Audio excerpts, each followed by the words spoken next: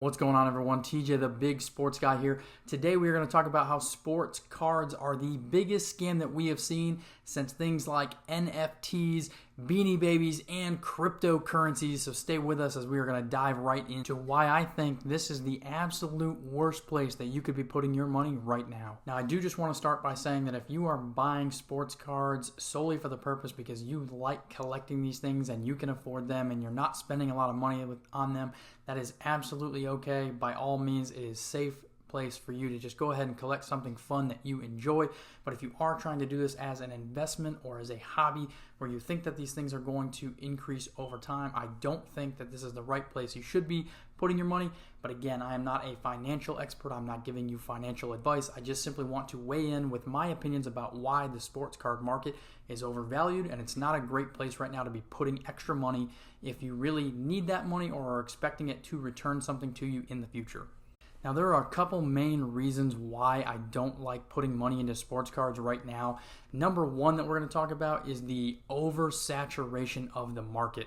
Every time you turn around, every time you get on Facebook or Instagram or any of these platforms where people are showing off their collections, or maybe you watch breakers rip open boxes of cards, there is always a new product that's coming out. Now, Fanatics has come into the hobby. Obviously, there was a deal done between them and with Topps sometime over these last couple of years, and it's going to there's going to be like a transition in the hobby going forward. But you still have Panini, you still have Upper Deck, you've got other companies that are still producing cards. They are trying to maximize the amount of money that they can make before they lose the official licensing agreements. And if they've already lost the official licensing agreement, the new company that's taking over is trying to capitalize on that. And companies like Panini are still trying to make as much money as they can. So every time you turn around, there's a new product. It doesn't matter what sport it is: football, baseball, basketball, hockey, soccer, UFC. We now have U.S. Olympic and Paralympic stuff. There is literally cards for everything. Formula One, I mean, you name it, there is some kind of collectible card that has been produced by one of these manufacturers. And then there are multiple different levels. There's different price points.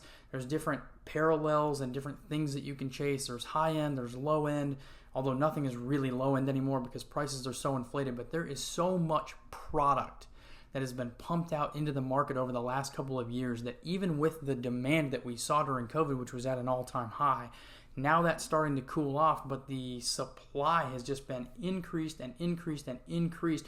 There's only one way for these values to go, and it's down.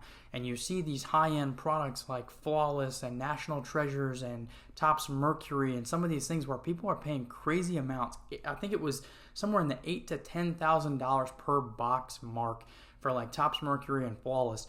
And you're chasing a product that has now been oversaturated and watered down, and there's so many cards out there now of a young guy like a Victor Wembanyama that even if he is an all-time great, his values have to go down. I know I've said this again, I probably sound like a broken record, but there are so many different types of parallels, autograph cards, low numbered, etc., and you're paying so much money for the box that you've got to hit one of the best cards just to be able to flip it so quickly and beat everyone else while they're trying to sell theirs as well, to be able to cash in just to try to break even. You're not even making money on this stuff. So the people that got into this hobby for one reason, to make money a few years ago with buying boxes, doing breaks, and buying boxes individually to be able to rip them open and resell the cards for profit, that is dead.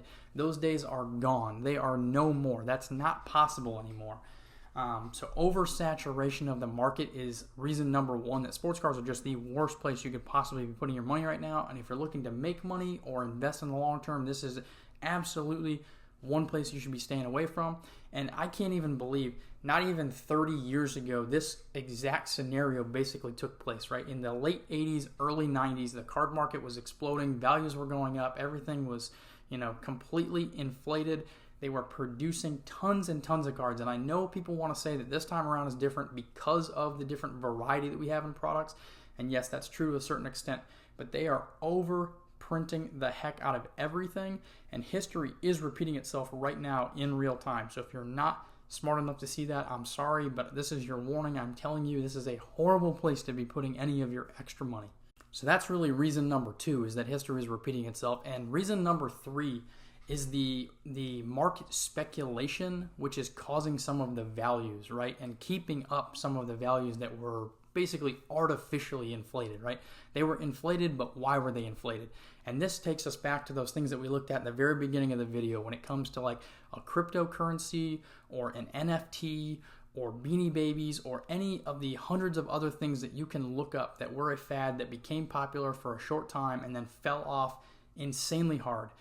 These are like Bitcoin or any crypto that you want to look at. I mean, obviously that's the most successful one. That's the one everyone knows, but they are fiat currencies. And what that means is that they are not a real currency that is tied to anything. The only reason why cryptocurrencies, NFTs, Beanie Babies, sports cards, any of these things have any value, period, is because people believe in them and people are willing to pay certain prices.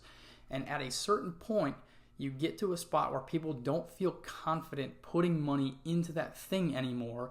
And whatever that thing is, it falls apart, it collapses, and whoever is holding it last loses everything. We've seen it with other cryptocurrencies. We've seen it with FTX. We've seen it with other places where, things are going really, really great until they're not. And then there's a bubble that pops, the .com bubble. This happened with the stock market. This has happened literally with everything. The only difference is with stock market, those stocks and the things that you are buying are actually tied to the financial success of an institution.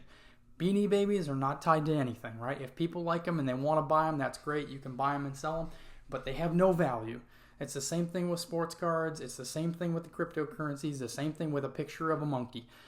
They have zero value. It only comes down to what someone is willing to pay for it. And so this is the absolute worst place you could be putting your money, is into sports cards, thinking that you're going to keep riding high on this and that it's going to take you to the top.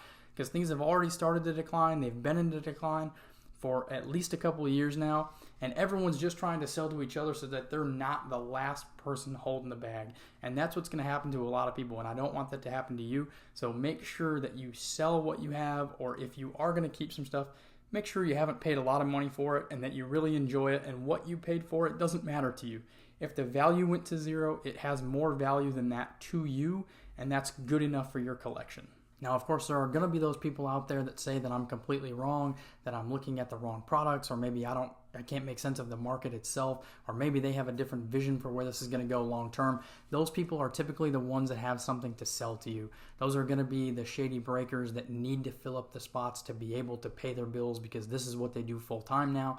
That's totally fine if they want to try to make their money on this, if they want to keep pumping and selling these sports cards that are at crazy astronomical prices, but I am not going to be involved in that. I'm not ripping any boxes anymore. I'm not going to be getting involved with any breaks at all. I haven't been doing those things for the last couple of years anyways, but until wax prices come back down to reality, I'm not going to be ripping anything from my collection. I will stick to buying single sports cards that are pretty cheap, that I'm okay spending $5, $10, $20 on just to throw in a box and have them here because I think that they look cool. If it's a Detroit Red Wings card or a Michigan card that means something to me, I'm going to buy it. If not, I'm staying away from it. I spent a lot of money on wax over the last couple of years. I put some money in there chasing some case hits and things like that, but that got way too out of control in the hobby as a whole, and so I pulled back from that probably about 2 years ago. Haven't been doing those kinds of things. If you still want to do those, if you've got the disposable income and you enjoy doing it and you just like the chase and you want to kind of gamble a little bit, you're more than welcome to do that. I'm sure there are people that are going to say that I'm wrong, but I want to tell you guys the truth about what's really going on and what's going to happen long term. The truth of the matter is that 99.9% of the sports cards that are available right now are going to decline in value. They're going to go down. They were basically not worth anything in 2014, 15, 16, 17, running up to COVID. They're not going to be worth anything after. They're still there now because everything got inflated, but they are on a decline. It's a gradual decline. It's a steady decline, but it's going to keep going because there's way more supply than there is demand. And it's just simple economics. Eventually, all that stuff's not necessarily going to go to zero, but it's going to be very, very close. And there will be a select few cards, the very rare, true, like rookie, one-of-ones, low-numbered stuff that is really cool and that you don't see very often, will still hold value. There's always going to be collectors. There are going to be people that want that, and there will be people that are willing to pay. I mean, you can see like Mickey Mantle rookies in a high grade. Obviously, none of us can really afford those, right? They're millions of dollars. things like that will always hold value. But when it comes to like the lower end market, basically where 99% of collectors are, a couple $100s and below, all that stuff's going to go down. It's really cool to collect those things. It's nice to have autographs, even guys like Wayne Gretzky, Tom Brady, Steph Curry, Michael Jordan, whoever. You can name anyone. That stuff's going to come down. And people that are telling you otherwise, obviously they've put a lot of money into this. They're holding things. They think it's going to go up. That's totally fine. They're welcome to their opinion. But the majority of this stuff are coming off an all-time high, and it was just totally nonsense, the reason why we got there. So we're going to come back down, and things are going to level off. But anyways, I hope you guys enjoyed this video, and I will catch you next time.